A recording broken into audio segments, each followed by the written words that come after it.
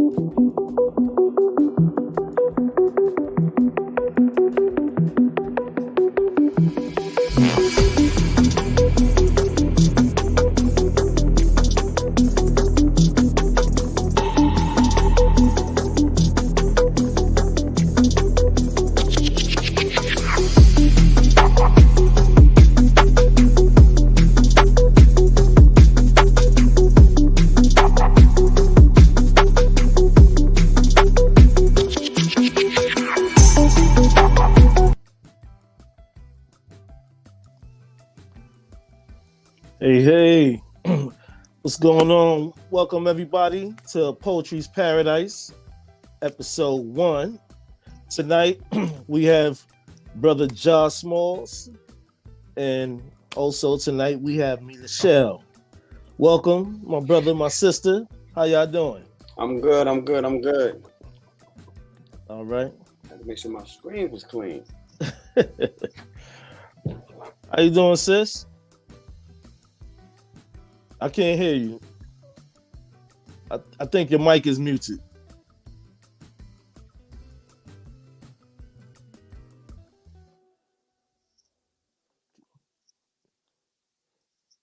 All right, I guess she'll be back in on that. Yeah, brother. So we here tonight to talk about Poetry's Paradise, and also this here place. This is a haven, a new haven for all authors of poetry. The dynamics of writing. You know, there's no particular way of writing. What I like people to know, poetry is poetry. You know what I mean? So this is the new haven. You know what I mean? Unlike the poetry corner, but this is the new haven. Poetry's Paradise. How you feel about that, brother? First of all, appreciate you for bringing me through. You know what I mean? You know, especially #1 episode, man. I mean, like that's yeah. To be part of the jump start. You know what I'm saying? It's all good. So definitely appreciate that. But Poetry no Paradise doubt, man. Absolutely a dope. It's a dope title, man. That is incredible. Thank you, brother. Yeah, I just thought, I was like, yo, we need something like a new haven of poetry, Poetry's Paradise, where people could just come through. But at the same time, I figure, like, let's support the author. You know what I'm saying? Unlike before, a lot of times we have change in the world where, you know, we have to be right there. But okay, sis is back. There you go. I can see now. Yay! We can hear you now. Good. Yeah. So I'm gonna ask you the same thing, Michelle. Like, how do you feel about Poetry's Paradise? That name. How do I feel about it? Oh, I love the name. I think it's unique, and paradise. You can never go wrong with the thought of paradise, right? Yeah, absolutely. That's what's up. That's what's up. But here's my question. I'm gonna ask you both questions, one at a time. So you know me, always trying to be a gentleman, ladies first. But so how does that resonate with your spirit about Poetry's Paradise and you being an author and a poet? Like that connectivity. Where do you feel that it bonds within yourself?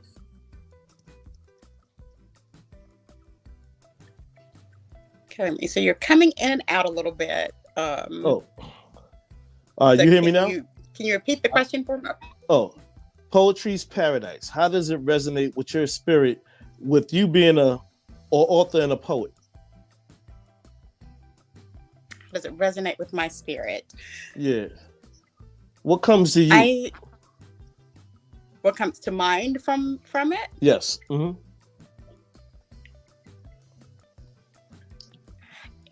it just reminds me of a place where you can come. Well, the title of it reminds me of a place where I can come and share my thoughts openly, freely, to be completely myself, and not have to worry about outside influence, things of that nature, but just to be open and free and natural. I would be the best thing to say. Open, free, and natural. That's what's up.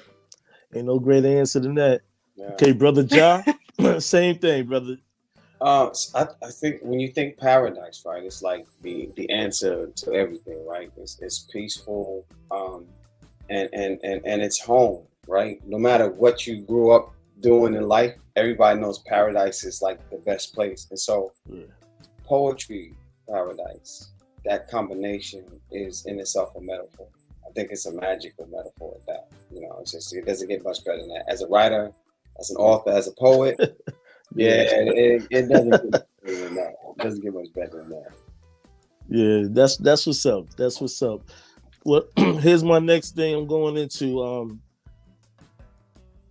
gonna go with you, Kendra. When you published your first book, what was that feeling? It felt amazing. And nervous. I was very nervous initially, just about putting myself out there. Of course, encouragement. I know Coach, for instance, has always encouraged me. Get out there, write your book, just put it out. Just do it. Basically, AJ was another great influence. Mr. Witts, Gifted. I had so many people that were encouraging me to do it, and I was honestly just initially just scared. It's poetry is personal, and you never know what someone else is going to think of it. But once you get past that and you're doing it for yourself, as a testament, and being able to put yourself out there for you, then that part goes away just a little bit. I mean, it's still there because you want people to enjoy it, but ultimately it's a piece of who I am. It's a piece of me. All right, that's what's up. What has been your the feedback from your published work? I've had a lot of great feedback.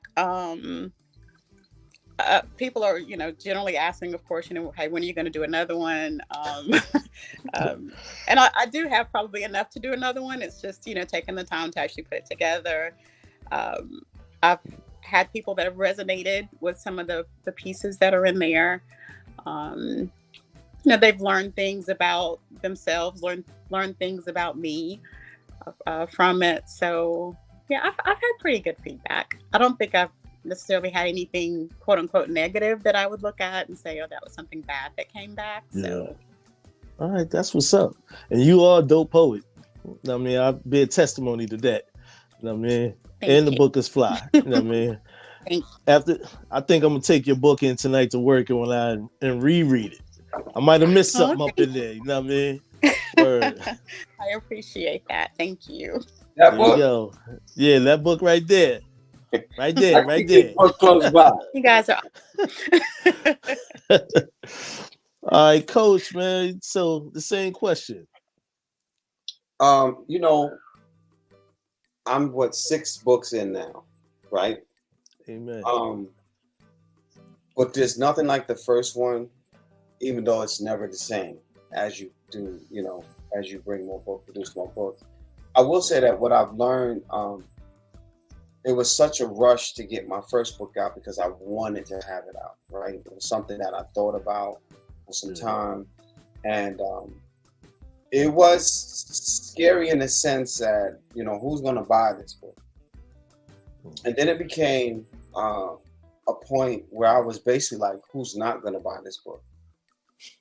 The reality check set in, and a lot of people did not buy the book. And I think a lot of authors, we fail to let that part register. You know what I mean? Especially as a first time author, right? When you first, what they say, pop your cherry, when you first pop your cherry, it's extremely disheartening when you have not set yourself up in a way that this might not be the book to sell. Mm. Because you assume that everybody says they love you is going to buy the book. You just automatically assume that. Like, if nothing else, everybody who sat in this open mic spot that I come to every week, or this slam that I come every month, right? Yeah. Everybody loves me here. So everybody's going to buy my book. And then, you know, you got these copies, and it's like, oh, that's nice. And so I think the aftermath of the reality check from your initial book helps you understand the business part of it, because we're always looking at the paradise part of it. You don't look at the realistic part of it. So, you know, it's a lot in there, man. It's a lot. No, I feel you on that. I've been through that whole network myself, man. It's like, oh, yeah, I feel like Snoop Dogg on stage. Y'all ain't got no love? Yeah. Right. You know what I mean? But as the years passed on, I just like, you know what? I do it for the culture, though. Yeah. I think that's what pushes my spirit. You know what I mean? Doing it for the culture. Mm-hmm. And, you know, catching myself in that wave, and it's just like feeling good. You know what I'm saying? It's like when you feeling some kind of way, right? And then you listen you hear some good music come on, you're like, yo, that's my joint from back in the day. You know what I mean? So you catch that emotion and that feeling. And that's how I feel about when I put my books out. You know what I mean? I guess because I work healthcare, you know what I'm saying? So I'm always looking for what's the next to get that vibration going, like, yeah. You know what I'm saying? So, you know, even though I'm 30 in right now, but you know, that's just God's gift for just bringing me to whatever level He want me at. You know what I mean? But like I said, I do it for the love. You know what I mean? Like, you know, I just get my juices rolling and whatnot. But I love being in tune and being a fan of other poets. You know what I'm saying? Yourself included, Ja. You know what I'm saying? You dope and fly. I be peeping y'all joints out on the social media platforms. I'll be like this, like at nighttime, I'm like, yo, that's fly. I said that brother kind of smooth with it. I said, you know, I said maybe I need to relax down a little bit, get that little New York rigid edge off myself. I mean, and then I hear Sis with her joint. I'm like, she just got that spirit. You know what I mean? So let me add to what you just said, because I don't want to miss that, right? The magic becomes when the author is no longer writing books for other people. You know what I mean? Like, so we're writing them because we want people to read them and be inspired and touched by them. But when you're finally settled in with, you know, I'm writing this because I have something to say. Right. And I'm doing this because this is what I want to do, right? This is a part of who I am and what I feel like my voice should be saying now. When the writer acknowledges that and accepts that, it doesn't matter if you sell 40 books or 40,000. The mission is accomplished because you had a purpose behind it. Right. And then to add to that, what I encourage a lot of folks to do, which I'm learning now, right? And I told you I'm 6 books in now, right? Yeah. I'm learning now is that when we're creating this magic, we have to keep in mind that audience that we're writing this, that we want to listen, even if they don't purchase the book, right? But we want them to listen. So if I'm writing a children's book, I don't take it to open mic night with the adults. It's not for them, right? And so we have to learn that part of the writing and accept it, and then be okay with saying that, yeah, I know this is for these folks, so I'm going to focus here. And if anybody else trickles in, that's fine. But I'm writing it for these folks to read. However, I'm writing this for me. I'm writing this because this is what I want to get out. My brother Wiz has this thing that used to irk me until I actually understood that part. He said, man, I got all this stuff and I just need to get it out, bro. I'm like, bro, who you selling it to? Because that was my thing, right? I'm thinking on that aspect of it. But as an artist, we need both ends. I need wits to remind me that I got all of this stuff in here that I need to get out. And at the same time, I need to realize, okay, I'm writing this for who? So at least I can bypass, you know, the avenues I have to go down to get to Main Street, but I make it to Main Street. and I'm focusing on what's on Main Street. So we need that balance. So, Witz, if you in here, you taught me, bro. He's in there. Yeah, I feel you on that. That's deep right there. I hope you listeners out there is taking that in as a bit of encouragement. You know what I mean? Like, this can happen. We all have the magic within ourselves. You know what I'm saying? To just script it out, scribe it out, and make it do what it do. You know what I mean? Yeah. Very true. So being that got the authors out there, you got the poets right there, the perfect combination. Oh, you know what I mean? It might be some Johnny Gill, Stacey Dinosaur thing going on right now. But hey, why don't we send some poetry out there to the community that's watching and listening in. And all right, both don't rush at the same time to the mic and the stage. You know what I mean? Just take your time. But you know, I'm always a gentleman, like I say, Kendra, you know what I'm saying? Why don't you open up that door? Okay. So I'll just share something out of my book because I'm on my phone right now, you know, with my difficulties that I'm having, technical difficulties. I will just that's share cool. something out of here. So I'll share just the first poem.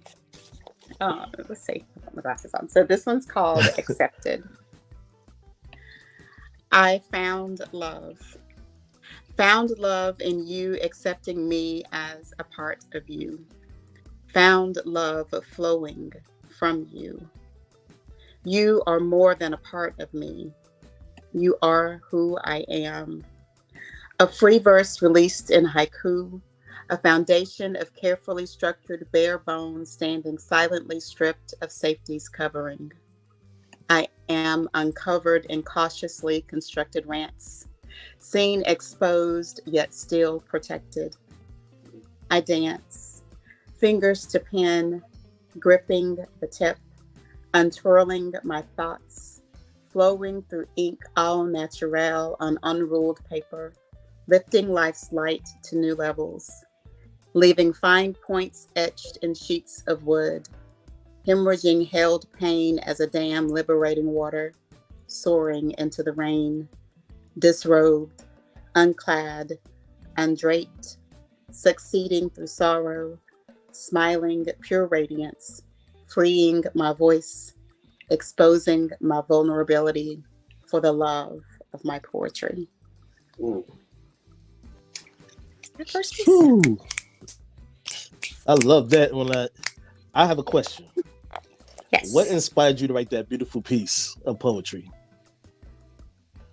It's my poetry is where I'm free. It's I've always, and I have a weird kind of personality, right? I'm an, how would I say, an introverted extrovert. So, and I've always been more on the quiet side. But whenever it came to my writing, that's just where I was always able to express myself.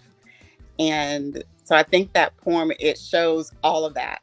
You know, it's just, I loved it. It's the freeness. It's also where you can see where I'm closed in. It is, it's what poetry does for me, and why I write. You know, it's my therapy. It is my go-to. It's where I'm safe, no matter what. So I can be naturally me in my poetry. So, I mean, all right. Thank you for that beautiful piece of poetry. All right, Ja, what you got for us, brothers? First, I want to say, like, one of the things that I've admired about Kendra's work is she has a way of gentling, right? If that's the word. She makes things very gentle, but so straight to the point. It's not a mystery in her work, and it's beautifully written, and she brings the voice to make it perfect. I've always been a fan of her stuff from the beginning. I couldn't wait for her book. Obviously, it's always on my desk. Like, every time you come on live, I show you your book is right there. All right, I don't know when you're coming on, but she has a magic in her pen, and I really, really appreciate that work. I appreciate much of her work. That's what's up. I wouldn't be where I am if it wasn't for you. You played a big part in that. So I greatly appreciate you and acknowledge you for helping me be where I am. Yes, It's a exactly. win-win.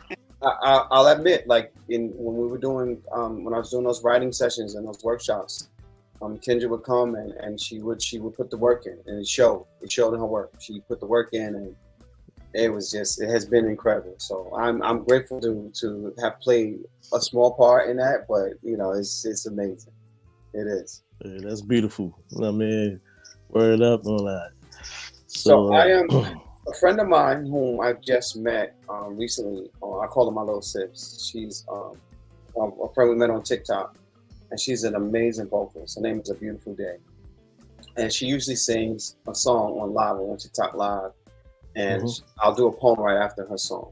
So she sent me a playlist and was like, "Well, these are the songs that I listen to," and so she sent me the playlist, and I started writing to those so that when we go live, she could sing a song, and then I'll do a poem. So I'm going to do. It's a combination of two poems, but they're shorter poems. I'm gonna combine them together, which you probably can't tell, but it's all good.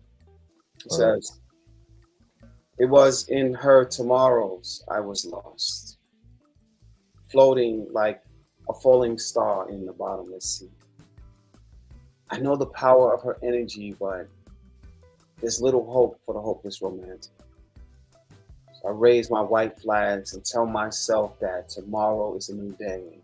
And as for now, I'll rest in her eyes, in her footprints. Hang on to her opening lines like the holiday wreath. I am here to stay.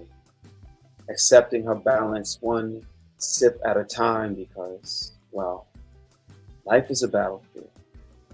And some will learn to fight while others will surrender and bow their heads. See, when I am unable to continue, I consider every breath a casualty. But this is love and it is immovable. So with 10 fingers, a tiny voice holding the sweetest goodnight, she paints me in testimony. Etch the sky tender with a blink of an eye. I hear often in the silence of the night. When teardrops retire on soft quilts, she's a golden trumpet. A treasure buried in a sequel of God's promises. Some will call her holy. Many have forgotten her name. So I'll call her by her heartbeat. Like nature once the seasons change. I love her in every brown season by natural light. In the orange shades whose purpose is to triumph the spring. She makes me over. Infuses me with nature's best. I worship the molecules of her softness. The strength hitting in the meek of her shoulders. 10 fingers. The purest thunder purring in the prison of her ribcage. See, I know fantasy, and I see this every moment she calls my attention. She sings, and I bow, and together we all love. yeah, that's what's up. Give both of y'all applause and everything too. Hello. Yeah, that was dope. Definitely dope and smooth, man. Y'all two are definitely fly with it. You know what I'm saying? Like I said, Johnny Gill, Stacey Gladys saw poetry, all that. Hey, that might be a title somewhere. You know what I mean? It might. Perfect combination. Yeah, but so John, I have a question, man. That was a beautiful piece, though. That's a beautiful piece. The way that you, and I know you've for the past 6 months to a year or so, with the love poetry and just really allowing yourself to go there. I think that for I'm just gonna say as a woman, I'm not gonna say as a poet, I'll say as a woman, it is encouraging and it is a beautiful experience to hear a brother able to express himself in that way, without being vulgar and without being just expressing how you feel. And it just really allows us to take it in and open up and just to receive it, so thank you for doing that. That means a lot. Yeah, let that's me what's up. let me say this really quick. First of all, me and Complicated Passions that got together, teamed up for about it's a little over a year now. We decided to write this book called Love Is, which I'll show later. And he has a way of writing these one pagers that really challenged me. And I was like, yo, I want to step up to the plate. So that's what birthed the idea of writing these love poems. After receiving his book, which I have close by. I got tons of books over here and over here. But because this is my space in the garage. And so that's what sparked it. But I want to answer the call with what Kendra just said. And what I think, and I was talking about this earlier on my live, and I'm going to speak for the fellas, but to the ladies, right? Most men aren't taught to speak like that. So it doesn't mean we don't feel it, or we don't know how to, we just don't know how to turn it into action. And we definitely don't know how to verbally express it because we're not taught as such. And I hear a lot of women, and they always say, you know, I want a man, and I want to be teaching nothing. I want to teach that. Let me tell you something. You don't have a relationship if you're not teaching, because there's no way I can read your mind. However, you also have to remember that there are red flags that go off in these relationships, and that's any relationship, right? But when you ignore the red flags, you automatically admitting, number one, that they are red flags, and number two, you're not ready for what you really want, because you're trying to fix something that cannot be fixed. Nobody changes for a relationship. They fit into a relationship. That's the goal.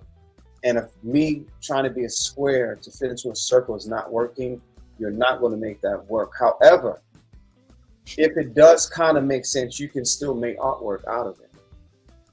But it doesn't always become pretty art. Some of the best, most expensive art pieces are ugly. But they have so much story in it and character that they become masterpieces. You're not necessarily going to be a masterpiece. And so that's a combination thing. And so what we have to remember is that, and this is, I'm talking to the ladies now, and this is not for men to take advantage of, but women need to understand. If you don't teach your man how to love you, you're already going to lose. And it doesn't mean change him.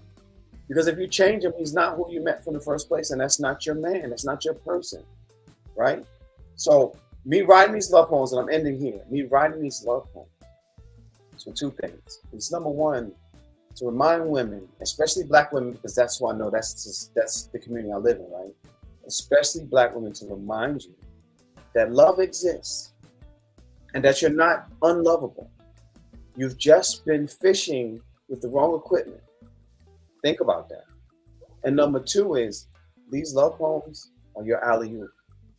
Because he doesn't have to be a poet. He doesn't have to be a writer. He doesn't have to be the softest man in the world. However, I'm giving you an open invitation for intimacy on a level that most men have never seen before. And that is for you and your baby. Amen, brother. Give you a clap on that too. All man. of that. All of that. Soldiering up. Soldiering up. You know what I mean? Appreciate that. You know what I'm saying? Letting the audience know this is where you have it. You have it coming from the male perspective and the female perspective through the poetry. You know what I'm saying? Take it in. So, sis, do you have another poem for us? Sure. Yeah. This one's not in my book. I was able to get my iPad. So this is one I just about Black love. We'll Hey, since that's we're what's talking up. about that, I'll share this one. Real love, Black love. Yes. Black love be like the moon leading darkness, seen in twinkles of light, like beam me up Scotty in body, floating like out of body experienced. We be like example of woman, God, and man, formed in beauty like the granules of black sand. We be beaches, graced by colored toes, meeting the wetness of vast blue. We be heaven in view, singing melodies anew in rhythmic tune. Black love is naked, barred or bared in intimacy. In to me see, touch, and feel my flow of lava released as an erupting volcano. We explore fumes of fire, We be desire, inspiring reality to live out every blessing, manifesting affirmations, dreams. We be life, living every moment graced in vulnerability, seeing our futures vast, setting it off like gats, shooting bursts of glances, slaying chances. We be success, we be royalty, we be king and queen, we be like God as we be black and in love. Yes. All right. I love that. That was beautiful. Thank you. Oh man. Kendra, you know I'm gonna ask the magic question again, right? What inspired you to write that? I love love. or is it who inspired you to write that? Or what inspired You said, was it what now?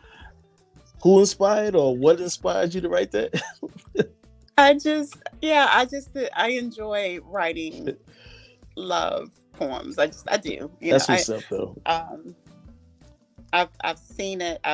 You've experienced it in certain areas of life, but yeah, I think love is beautiful, and I think that it needs to be celebrated. So many times we, especially, I think everybody, so many times we knock love and we talk about how bad it is and why it's bad. But when you take that out and you look at what it's supposed to be, when you look at why it was created and the true meaning of it and how to love and the purpose of love, then it just takes you to a different place. So yeah.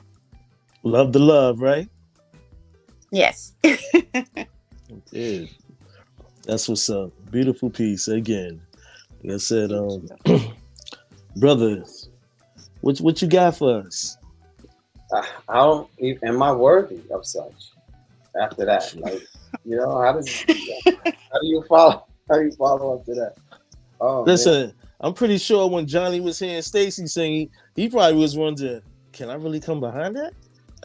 Do I got the vocals? Not at all. That's exactly. Oh man.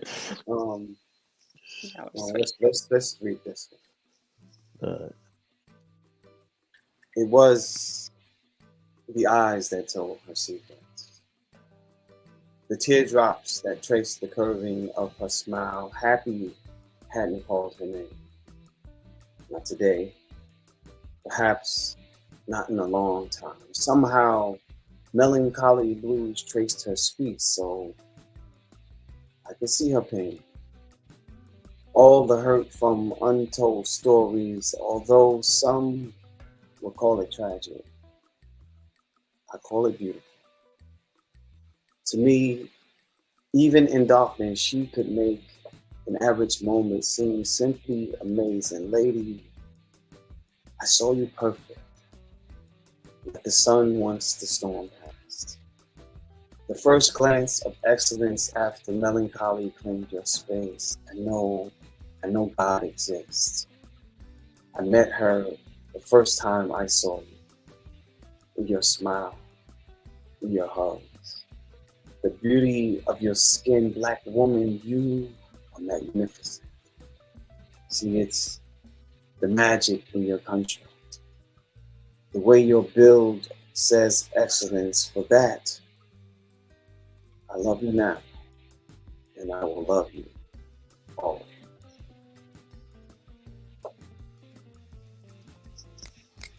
All right, brother. Matter of fact, we'll get applause on that too. Did it again. We do it again. Yeah, there you go. Beautiful. That's what's up, bro. You know what I'm saying? Y'all definitely got it in. You know what I mean? Like I said, enjoy and love y'all poetry. And when I coach, you know what I'm saying, definitely got to grab yours tonight too. You know what I mean? That is resonating. Let's just pray I have a good night tonight, so I can get my read on or like right. No, I'll make time for it though. Yeah, definitely go through your books, grab one of them out, take it with me or whatnot. But hey, I enjoy having y'all on the show tonight. You know what I'm saying? I feel honored and blessed. But I have another question too that we can share out with the audience. Like, how do we help others achieve that goal of writing poetry books, or just getting that writing down to being that safe place of expression? I think the first step, right, is to just write. Don't force it. You know, don't try to write the best work. Just write. A lot of I'm gonna use me as an example, right? Because it was really challenging coming from being a rapper, a rapping song writer, right? From being that type of artist, a battle rapper, freestyle rapper. It's a transition to come from that to writing what we call poetry. And yeah, rap is poetry, whatever. I'm not gonna get into all of that. It is what it is, right? That's a form of poetry. We'll say that, but it's different for me to say I want to love you this kind of way, and then say I'm planning to grow flowers in your dreams. It's a difference. You know what I'm saying? No rapper's going to say I'm going to paint flowers, love flowers to your dreams. You're not going to do that. So it was a transition for me. What I had to get outside of was saying I had to write in this construct. That I have. This is it. I have to stay in this block. I have to stay. I can't go outside of these parameters. I have to stay right here. And that only happened when I was going through hurt, depression, all these things was coming. And I said, you know what? I'm just going to write. And I think I don't care what you write, whether it be songs or poems or journal, once you allow yourself freedom to just write, the rest of it just happens. I don't think anybody sits down automatically and say, oh, I'm writing this book and these are the poems that's going in. I'm 6 books in, baby. I'm gonna tell you, don't work like that. Don't work like that. You snatching poems away, you putting new poems, you're adding, let me rewind it. It happens because you start to allow yourself to be natural and you allow yourself to just flow. And that's the point that you gotta come to, in my opinion. Hey, that's what's up. Appreciate that. Michelle? I think too, it's just like I was saying earlier with the poetry community and how I myself was inspired to write, to be open, to put a book out there from people who had already written. Like, Coach had already written a book, Witz had already written a book, AJ had a book, Gifted had books.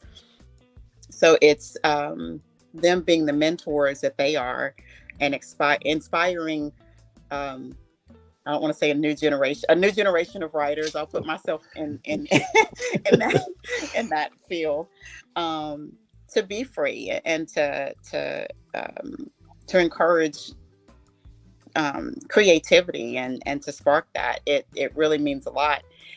And even from that, like from my book, having people, I had a girl call me yesterday that I had met when I was doing open mic at Coffee Underground when I was hosting. And so I read one of my pieces out of my book. And so afterwards, she came up and she's wanting to write a book, so she's wanting to, ask some questions. So that's how life goes, when you're able to share your experiences and not hoard it, right? Like not just take the information and be like, well, no, I don't want you to write a book. I'm the only author out here. Like no, all of us have a testimony. We all have something to share and things that others can benefit from. So it's being open to share that information and and just not being afraid of the gifts that we have. And I say that because I was one who was, I'm not gonna say I was afraid of it, I just didn't want to share it, So when you have gifts, no matter what they are, let it flow to the gamut, from one end of the spectrum to the other. Put it all out there, be free and just share your gifts, share who you are. It means a lot. I have another question for both of y'all. What gives you the inspiration to write your poetry? Is it music? Is it just life instances? Like where's it at? What's the go-to? What gives you that? and then you like, yo, where my pen and pad at? Everything. I can find inspiration in everything. I mean, and it sounds weird. I mean, I have a poem in my book. When I was sitting in the car one night looking out on my sunroof, and there goes a poem, and it's so it can be anything. You can be walking. I can walk in the mornings and see one thing, and boom, I get I would write haiku like crazy just from walks. That's dope. So I find inspiration in so many things, movies, conversations. You hear a line somewhere and it's like, oh, like that's a poem. So yeah, I think you can find I find inspiration just about anywhere. I think she just that's what's up. What's up? Solidify what I just said. It's just that, because she allowed herself to be free. Once you allow yourself to be free, you cannot not find inspiration in any or everything. Think about what I said. I was writing poems to my little sister singing, right? When the unfortunate events happened with Marcellus Williams, and I'm sitting here and I'm watching TV and I'm waiting for the governor or somebody to say, okay, we're going to stop this, right? In the moments, I'm trying to, because I can't grasp what he's feeling or what he's saying, but I'm trying to grasp the moment, right? And in those moments, those minutes where they were probably, last meal and all these things, I wrote a poem and uploaded it basically right during the process. I didn't plan to write that. In fact, to be honest with you, I didn't read as much about it until that point. Like, I heard about it, and I signed a petition when I first got wind of it, what was happening, but I hadn't gone in depth with it. And then I didn't realize how far I actually went until I uploaded the poem on TikTok. And I was like, oh, shoot. I didn't even realize that, you know what I'm saying? So the inspiration comes from everything you allow your body, your mind, your spirit to consume. And if that's not happening, you need to actually take your ink pen and have a conversation with it and say, what am I missing? Or what am I skipping? What am I losing out, right? What am I jumping past? Because I think we're looking at the finish line way too often when it comes to writing. And you can't do that as a poet. You cannot. You can go to the finish line, but you're going to be working backwards. And not that that's not possible, because I've done that too. However, those steps, they're there. There's poems that I wrote the ending before the beginning. There's poems that I didn't know were coming until I tried to combine two things that have absolutely nothing to do with each other. Right? I give you another example. I wrote a poem for Dorothy Counts. She's if you look up civil rights images, she's she was a teenager then. She's a teenage girl that was walking to school in Charlotte, North Carolina. She was the first one to desegregate Harding High School. You've seen this picture a million times over. I firstly didn't know she was still alive. Secondly, didn't know she was still living in Charlotte, North Carolina. In fact, I forgot it was in Charlotte until I was writing the poem. Then, when I started writing it, I started thinking, what is this? What did she do on this day? Yes, she walked into school and she had all this, but what did she actually do? She actually planted a seed. The name of the poem is Seeds. I talked about a tomato seed and brought it forward to her poem. Wow. For walking through the school. So it happens when you allow yourself the freedom. You have freedom to do it. And as a writer, right? I don't care what writing you're doing. You have to allow yourself that freedom. Kendra she just gave me the amen right there. That's what it was. Yeah. That's what's up. My next question is, how do you feel about when people say, I have writer's block? I just can't write. I have my own opinion, but this is about y'all. So one at a time, let me know. Let the audience know how you feel about it and what's to be undiscovered about a person saying there's writer's block. Stage is yours.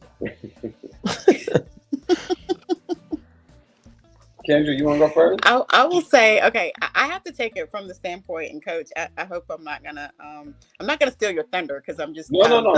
Give it up. Give it I up. have to no. I have to come to a place. Boom. So when you take one of coach's classes, the very first thing that you do is a word dump. So it's like whatever is in your head, you write it down. And that's what I think about writer's block. I mean, I don't think there's a block there. I think that we create blocks. We might not want to write, so we say we have a writer's block. We may not feel like writing or whatever. But if you just take whatever is in your head and just write it down, whatever words come to your mind, one word can spark a whole poem. So yeah, I love that. And sometimes it's good to do. At the end of the day, when you're just feeling like jumbled and you've got a million thoughts going through your head and you're trying to calm it down, like I think about that. I think about the word dump and just, okay, let me just start writing, because sometimes you just have to get things out, and it doesn't have to come out in any particular order. And that's the blessing, I think, of the word dump, is you're not worried about, does this go with this? Does this rhyme with this? Is this making a complete thought? It's just getting it out. Like whatever's in your heart, whatever's in your mind, just get it out. Totally agree. Dump it on the paper and let it go from there. Hey. Excellent student. You learn, you can practice it. The mind never stops working. You can't slow it down. You really can't speed it up. It does what it's going to do. That's how it was created, right? So when you look at it this way, think about all the things that you have to do, and then all the things you have to do in order to do the things that you have to do. Not to add the things that happen out of nowhere. So the mind is swollen with thoughts and ideas and practices and just general things. Mm-hmm. So when people say they have a mental block, right, or writer's block, the issue is you haven't found a way to use a funnel to get these thoughts to come through. Mm. So they're all trying to fit, goes back to what I was saying about a square trying to go through a circle. It doesn't match, it won't fit, right? So you have to find a way to not necessarily shrink things, but to sift them out so you can get them out. So it's not a block, it's just that everything's trying to come at one time. And you don't, at the moment, have the capacity to slow the thought process down, to let it go. So it's not a writer's block, because even in a writer's block, most people are writing something and they say it doesn't make sense, or it's not what they're trying to write. And the only thing that's stopping that is because they hadn't taken the time to let the freelance go, right? You got to get rid of shake off all of the other stuff. You got to shake the dust off. Nobody goes and put on their best shoes and go outside and don't look to see if there's dust on it, right? If it's dust, you dust the shoe off, and then you're ready to go. If it's raining outside or snowing, if it's dust on that shoe, it's coming off before you walk out that door. That's writing.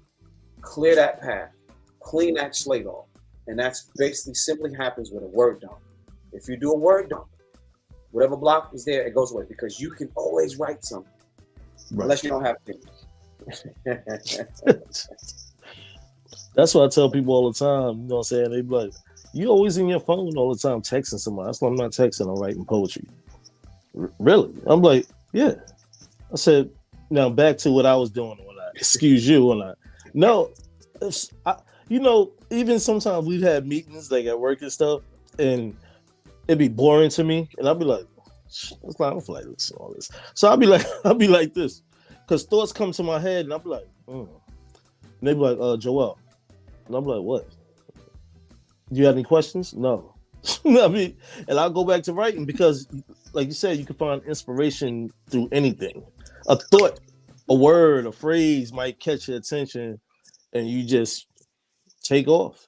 Mm-hmm. Like you said, word dump. I always look at things as it's a big kaleidoscope of words, letters, and everything up there, and I just pull from the sky. You know what I mean?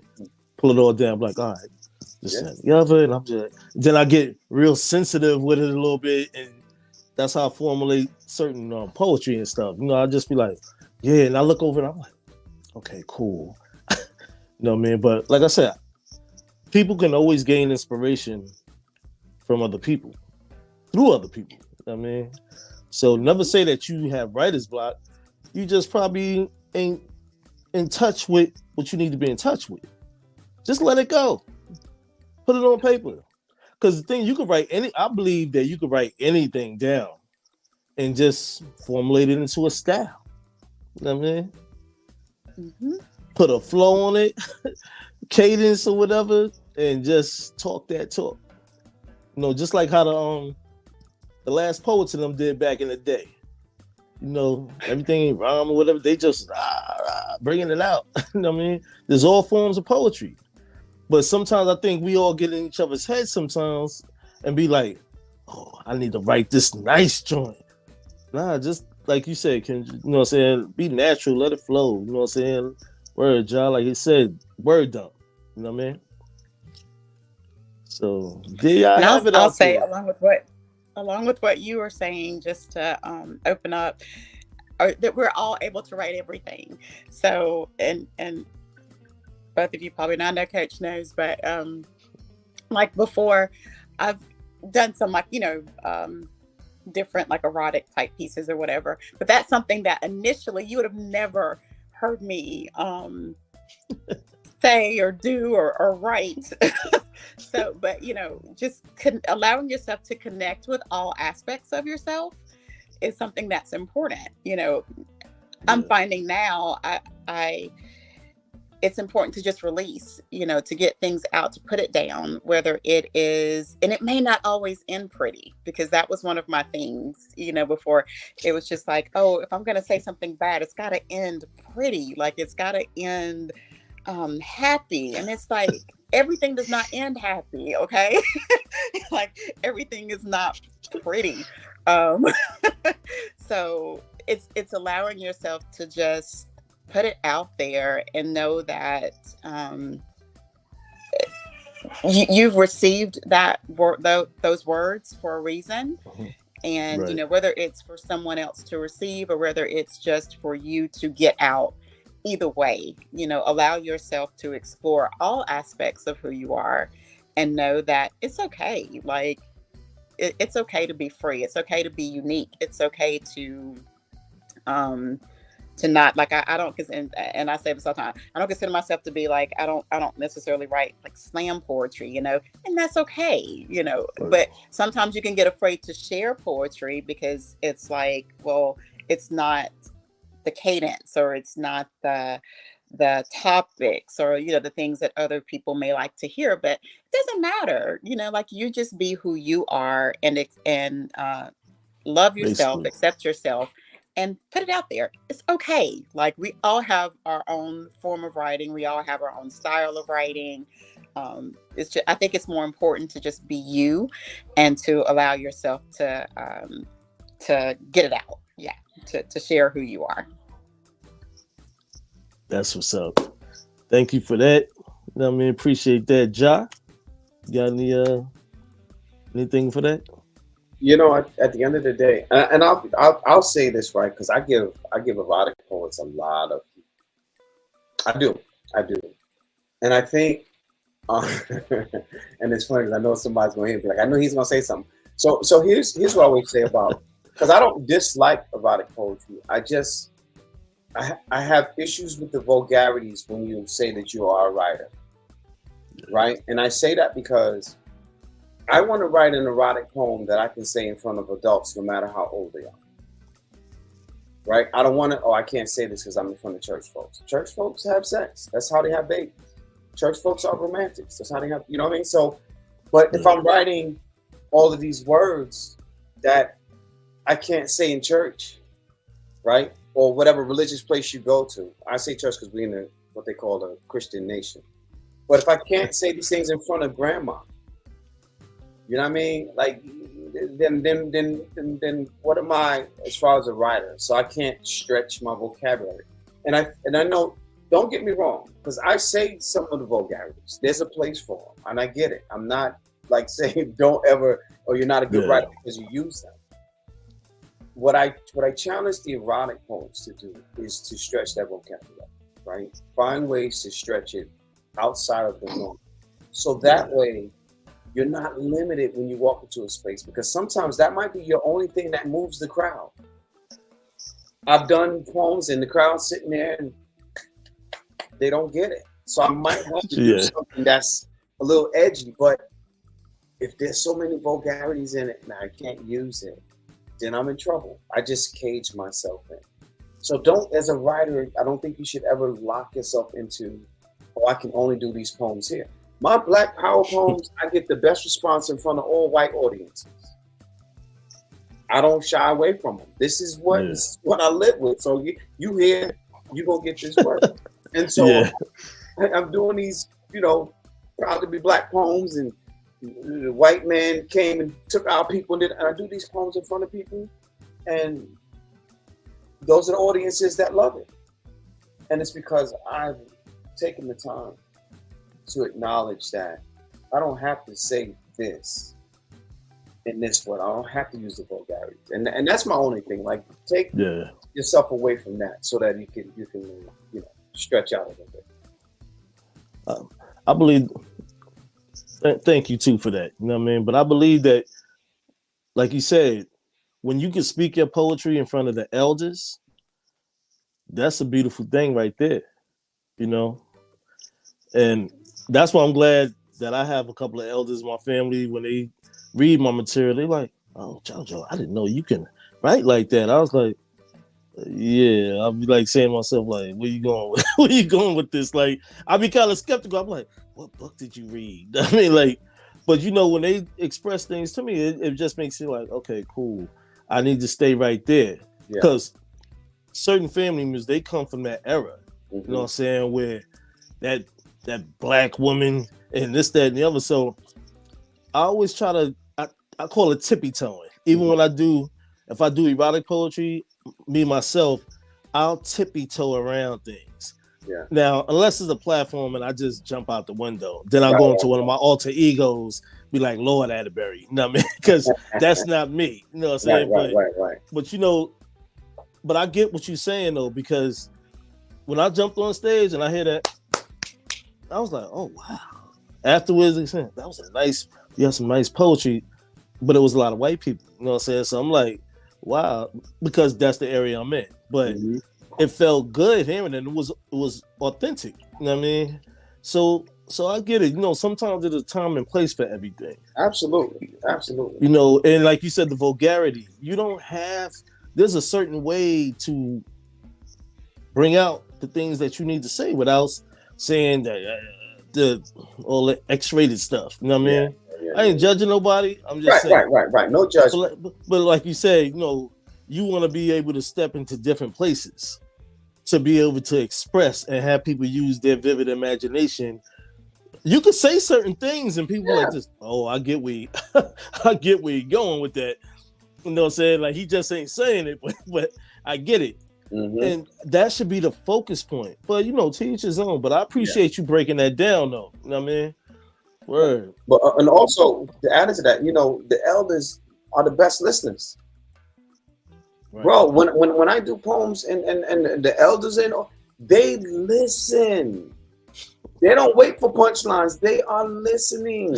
You're right. Okay, I got you, young fella. I know what you're talking about. I've been there. Yeah. You know what I mean? They listen. Yeah, they do. And those are the best ones that we can listen to. When them elders speak, then you find even more inspiration and motivation to be like, oh, okay, I might just be on to something. Maybe I'll take off these Sammy Davis shoes. Instead of tiptoeing, I might tap dance or tippy toe, whichever one. I mean, but it's a beautiful feeling though, and that's why I say poetry's paradise. This is where it's at. You know what I mean? A safe haven for poets to come through, whether you're young, older, and express yourself. There's no limitations, but at the same time, we do have a PG standard for things. Right. We won't get all vulgar and, be right there with it. But the place is here to express yourself. We ain't going nowhere. Episode 1, Poetry's Paradise. Coach Ja, you have any last words? Listen, firstly, I just want to thank you for bringing me on. And I mean, to be the first episode is truly amazing. I'm grateful for that. Very thankful. And then bring me on with Kendra because that's one of my favorites. Like from the beginning, she's been one of my favorites. Watching her grow in her craft and finally get her book done. I know she was very excited about that. So yeah, I'm giving you your flowers. I'm glad you're back. So it's very excited to be there. And I just want to encourage the other writers, those that are already authors and those that are working on new projects, and those are going to be writing something for the first time. Just encourage you to keep going, keep flowing. I got a few things coming up to help writers do some things, a few classes. Yeah. So stay in touch with me, man. Holler at your boy. And yeah, man, just keep on, keep that work going, man. Keep that work going. Keep that work going. Hey, Coach, let people know where they can find you at through your social media. Gotcha. So I'm Coach Josh Smalls on IG, and I think I'm Poet Josh Smalls on TikTok. And I spend most of my time on TikTok. I'm not on IG as much, but if you go to my TikTok, my IG, you can find my TikTok through my IG for sure. I change my name up in there sometimes just because. I'm just extra like that. I feel you, man. Yeah. Kendra, you have any last words for everybody out there in this poetry paradise, this new haven of the network? Let's talk. V.I.V.E. I am so sorry, y'all. My internet here in South Carolina right now is horrible, so I do apologize for dropping out. And hopefully you can hear me okay. We hear you. Hopefully I'm coming through okay. But, I think we're just doing like closing thoughts. Yes.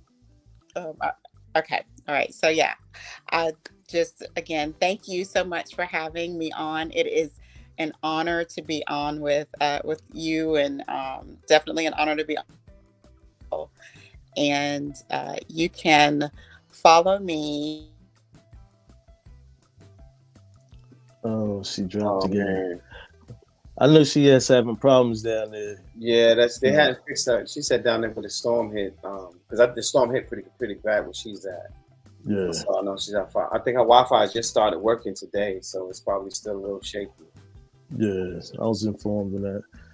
But I just want to say very much appreciative for having Coach Josh Smalls on here, and also me, Michelle, Kendra. I'm sorry that she's having technical difficulties, but it's been a beautiful blessing to have the both of you on the show. Episode 1, Poetry's Paradise. And stay tuned. Y'all can follow me, King Atterbury Inc. on TikTok. You can follow me, JW Atterbury, on IG. And we're going to come right back to Kendra now. Kendra, you here?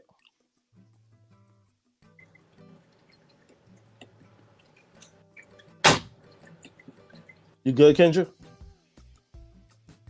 I think. Yeah, I think she's still. Yeah. Yeah. Yeah, she's still off. But you good, Kendra? Yes. Can y'all see me now?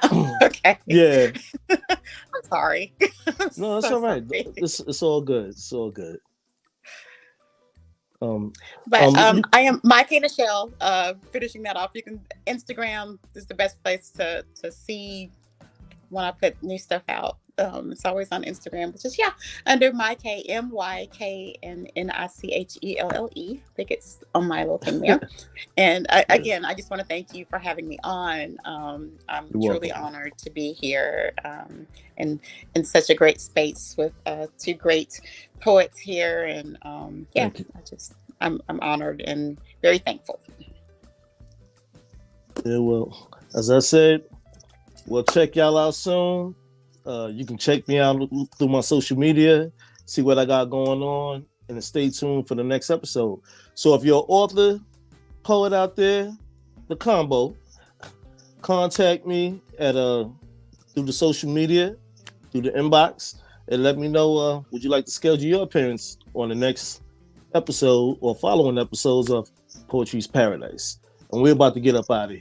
Also, too, I want to thank the producer, Q Ford. Salute. Let's talk. We out.